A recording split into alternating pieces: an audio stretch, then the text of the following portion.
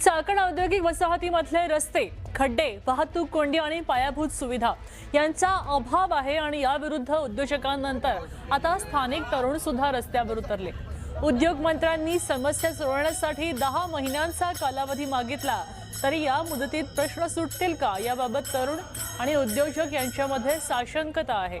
याच पार्श्वभूमीवर चाकण तळेगाव महामार्गावर खड्ड्यांना जलाभिषेक करत तरुणांनी साखळी उपोषण सुरू केलं।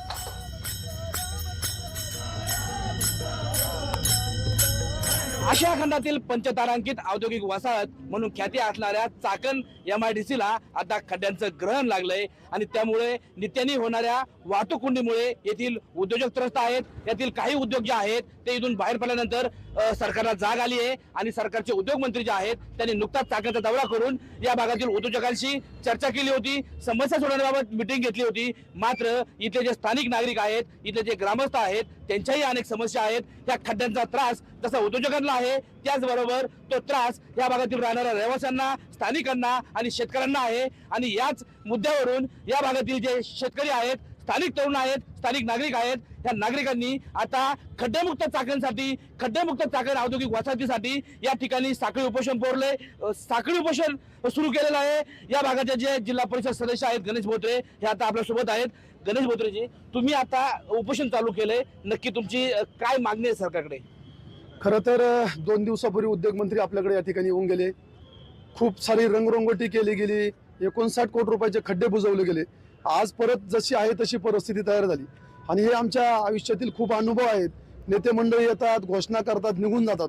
त्यामुळे निश्चित इथला कामगार वर्ग, इथला इंडस्ट्रीत काम करणारे अधिकारी मंडळी, आमचे सर्व तरुण सहकारी, शेतकरी मंडळी यांच्यासाठी आम्हाला संघर्ष उभं करणं या ठिकाणी गरजेचं होतं। खरं तर 2 दिवसापूर्वी उद्योग मंत्री आले, त्यांचं चाकण नगरीने त्यांचं चांगलं मोठ्या प्रमाणात स्वागत केलं।